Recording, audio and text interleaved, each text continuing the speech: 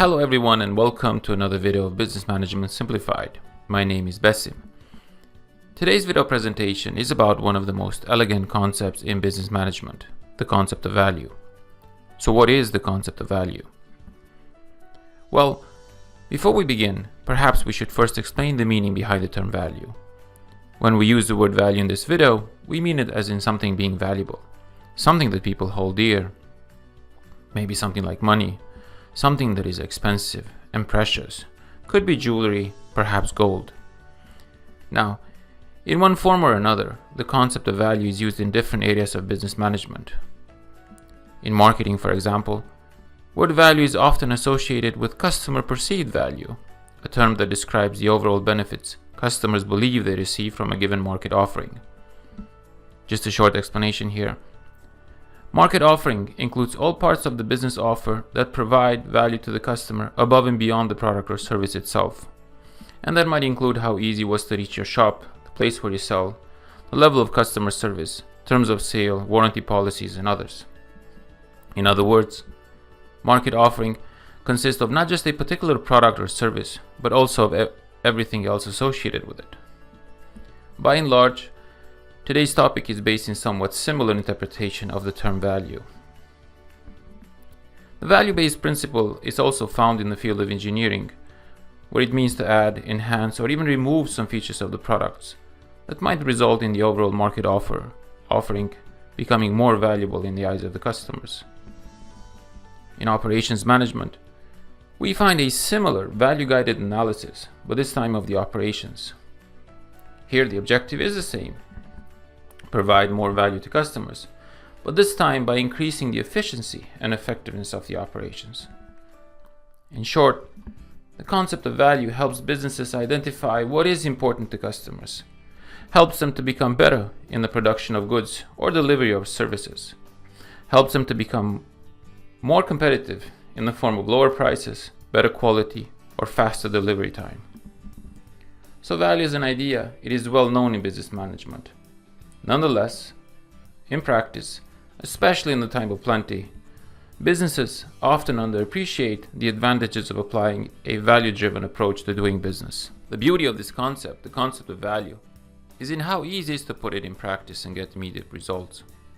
It requires no formal training and can be done by anyone who is armed with patience and eager to learn something new.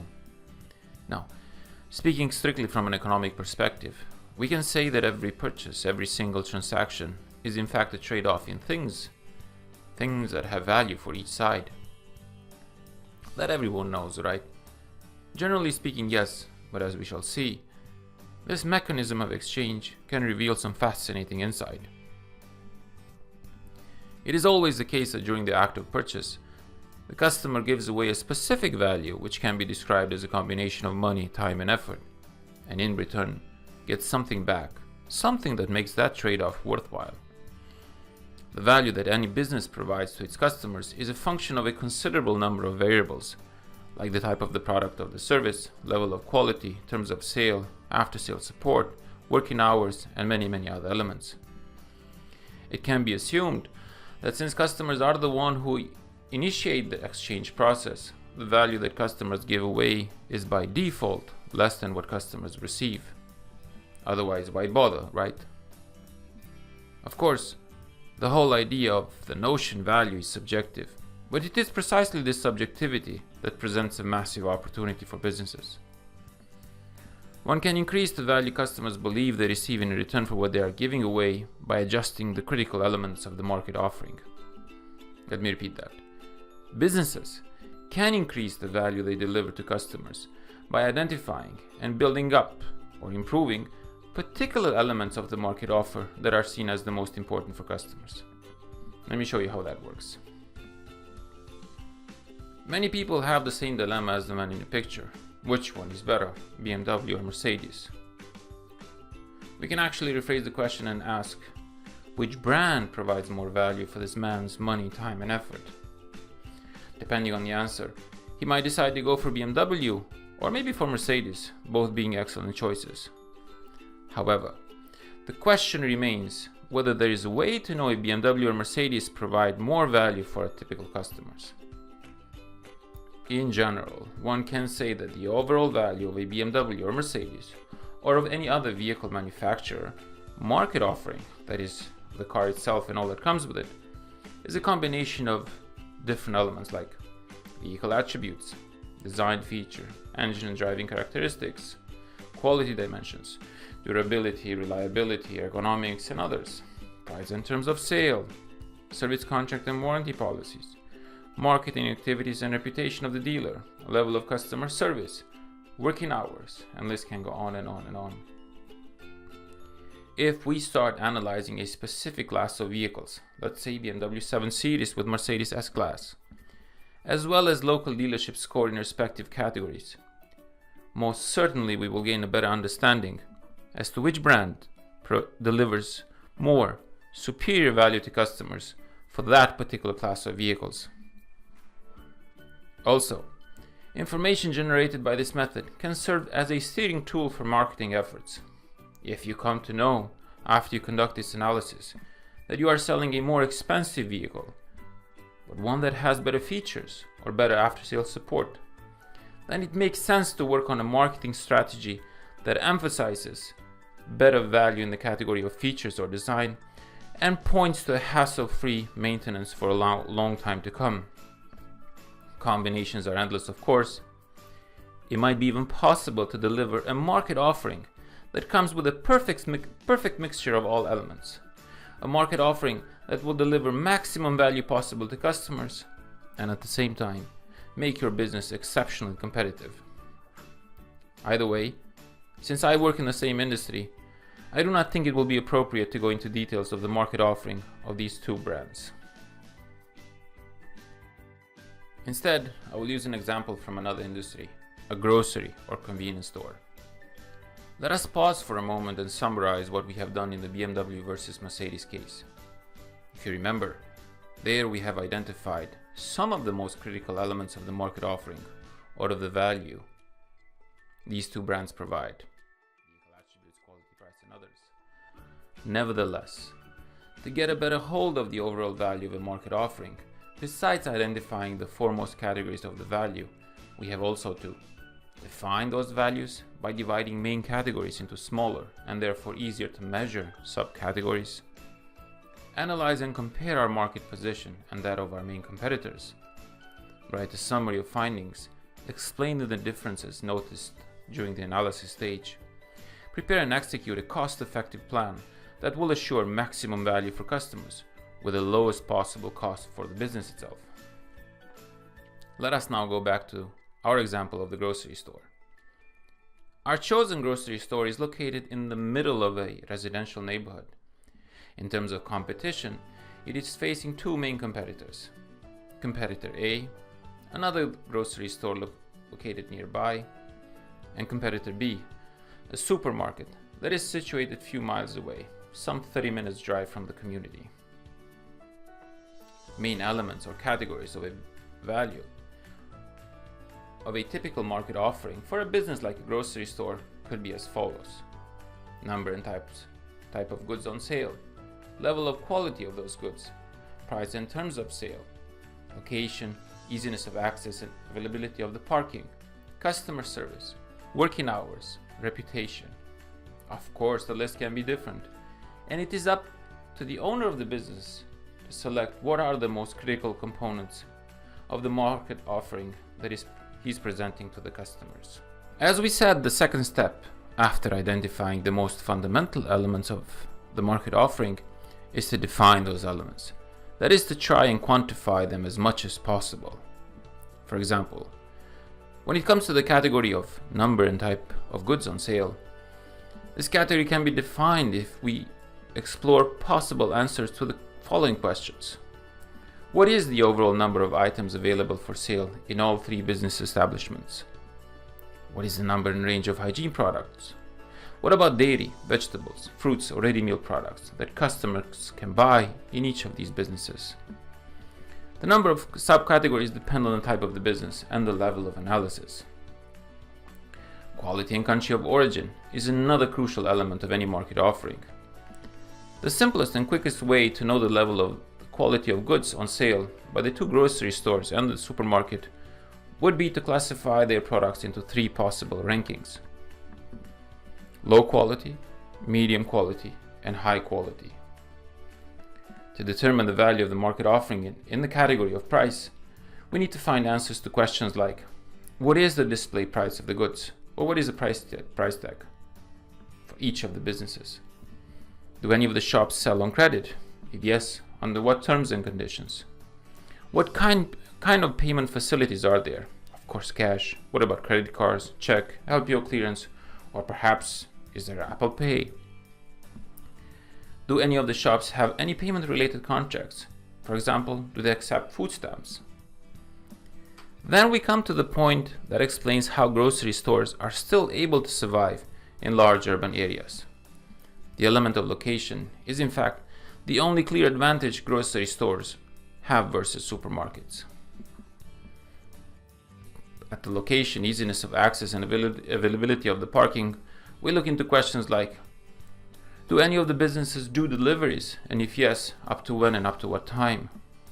What about the location of the shop and the supermarket? Also, what is their distance from where the bulk of the customers are coming from? How easy is to access the two groceries and the supermarket? Is their parking large enough? How about the size of the parking spaces? And what about the parking management policy? Next element in our list of category of values is customer service, with questions like, what is the number of staff employed in each of the three businesses? Is it enough? What about staff experience and education? Do any of the businesses record customer feedback? And if yes, how they do it? After customer service, we might look into the category of working hours for all three businesses and ask, what are the regular working hours of the two grocery stores and the supermarket? What about the working hours during holidays? Is there any change? Reputation of each of the businesses can be estimated by asking, what do customers think about the grocery stores and the supermarket? What is the employee turnover? Do employees smile at all, or perhaps they are grumpy all the time? Reputation among suppliers is very important. What suppliers say about each of the businesses? Which shop they think is the best one? Is there anything they might change? Now, when you come to the reputation, you have to think of it as a low-key but a very effective marketing tool that is always working for or against you. In effect, these first two steps, identifying and defining the most critical components of the value of the market offering, help businesses to visualize and determine the place they occupy in the landscape of value. An analogy will be the process of plotting the terrain of a mountain range in a tridimensional map, where space represents the market and specific color indicates the position of a particular category of value, a position that a particular category of value occupies in the minds of the customers. The third step of this method is the analysis stage. That involves using previously identified and defined categories of value as an instrument of measure for comparing the respective positions of each business in the hierarchy of value. Analysis stage can potentially result in a summary of findings like the one below. Analysis of the category in the value in the category of number and type of goods on sale revealed many things, like the fact that even our grocery store has more products on sale than competitor A. He doesn't have organic foods or warm food and drinks, and lags on bread and pastries. In the category of quality and country of origin, the main conclusion will be that the overall quality of the goods in our grocery store is superior compared to competitor A, but that it also has fewer number of premium products than its competitor grocery store. Regarding level of price, review of the prices in all three shops showed that prices in our grocery store are the highest among the three. Plus, our grocery shop has no offers on credit, nor it is enrolled in the food stamps program. Comparing grocery shops with a supermarket confirmed that location is the only advantage our grocery store has compared to the supermarket. However, competitor A enjoys several advantages over our grocery store in this category, like being close to the exit road that leads to the highway. It also does deliveries, and it has bigger parking spaces. For the customer service category, the most important point to take is that none of the grocery shops have set up a system to collect and analyze customer feedback. Value analysis of the market offering of all three businesses in the category of working hours uncovered that our grocery store has the shortest working hours, even though it is located in the center of the community. One positive conclusion from the analysis of the category of reputation is that the reputation of our grocery store among customers is good. However, the perception among the suppliers is that efficiency in our grocery store is lower compared to competitor A, which might indicate low employee productivity. The summary of findings from the analysis stage will help come up with an action plan to increase the overall value of the market offering through improvements in particular categories of value. A potential action plan devised from the information gathered so far could be as follows. In the category of number and type of goods on sale, perhaps our grocery store in this category has to reduce the overall number of goods on sale and focus instead on those products that are in more demand by customers. Our grocery store also has to diversify its market offering by including organic products. Having a microwave and a small coffee or tea machine is no brainer for small grocery stores. Investment is small and will be paid off not just by the croissants or coffees, but also by other products customers will buy during the same visit. Competitor A employs a smart tactic in regards to the category of quality. By literally sprinkling his market offering with very few premium items, competitor A creates the impression that the whole market offering is of high quality. Owner of our grocery store can copy this tactic. Our grocery should also use the advantage it enjoys in the category of quality for marketing purposes. It can do so by displaying quality-related certificates and inspection sheets at prominent locations inside and outside of the shop. Prices of the goods on sale at our grocery store have to come down. Potential and very effective strategy of reducing inventory and improving operational performance could prove the right one, in not just lowering the prices, but also providing more value to customers. Our grocery store needs to initiate a delivery service immediately. The first reason is that the other grocery store already offers home delivery service, and the second reason is that doing home deliveries discourages customers to drive few more miles and purchase goods from the supermarket. Parking spaces have to increase in our grocery store as they are comparatively smaller than those of competitors A. Smaller parking could be a hindrance for owners of large vehicles or less confident drivers, thus making them more likely to go elsewhere. To compete better with the competitors A advantage of being located just before the exit to the highway, our grocery store can introduce drive-through service that would enable customers to purchase products, especially coffee and snacks, without leaving their cars. When it comes to customer service, our grocery store should implement a simple customer relationship management or CRM program, not just to know customer feedback, but also as a tool to filter in-demand products customers need the most. A grocery store should look into the option of extending working hours. In general, working hours should be extended as long as A, it is legal to do so, and B, the cost is justified by the profit. To know whether it is feasible to extend working hours, our grocery store should measure parameters like what is the frequency of customers during the day or week, what is their purchase amounts, customer demographics, as well as what is the movement of people around the shop during the day and night. When it comes to reputation, it is a must for a grocery store to evaluate employee productivity in light of suppliers' observation that our grocery store is a bit inefficient. There are many ways to measure and increase employee productivity. However, most of them are a variation of management by objective scheme that links a considerable portion of employee salaries with the sales figure. In time, after a few rounds of analysis, with an adjustment here and there, The methodology behind the concept of value will produce a tool that will help businesses to be not just more profitable, but also more sustainable in the long run. So as you have seen in the video presentation, the concept of value is quite simple and easy to use for any type of business. Perhaps you're selling used cars.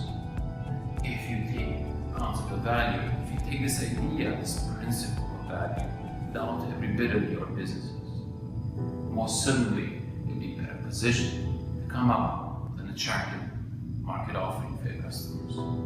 Or perhaps you're selling electronics. Could be that you're struggling with the latest pricing on that gadget. Maybe you're thinking, should I throw in another year or two of additional warranty? Perhaps the real question in your case should be, if I need to relocate, should I close down the business and move somewhere else? So these and other questions can be answered by the concept of value. But what is fundamental for the success of this approach is to be able to clearly identify and define those categories, those core elements of your market offering. So the first step is identify, recognize what is important, those categories of values in your business environment. Can you define those categories? Can you convert them? Can you qualify them into meaningful numbers? Something that you can measure. The third stage is the stage of analysis. Here, we take the previously identified and defined categories of value and we use them, we apply them to study ourselves, our business, and the competition. With the knowledge we gain during the analysis stage, we write a summary of findings, which essentially is an outline with few points that are most relevant for our business, for our case. And last but not least is to take an action. So you focus on those summary findings. What are the things that I can change? What are the areas I can invest where I can gain the most and will cost me the least? Now with time, with every use, with every time you engage in this exercise, in this application of concept of value, you gain benefits. Because what happens is that you are calibrating the scope. You're improving your algorithm. You understand better your business environment. But again, I need to repeat. First, you need to be able to identify and define those values. And then you can fully appreciate all benefits from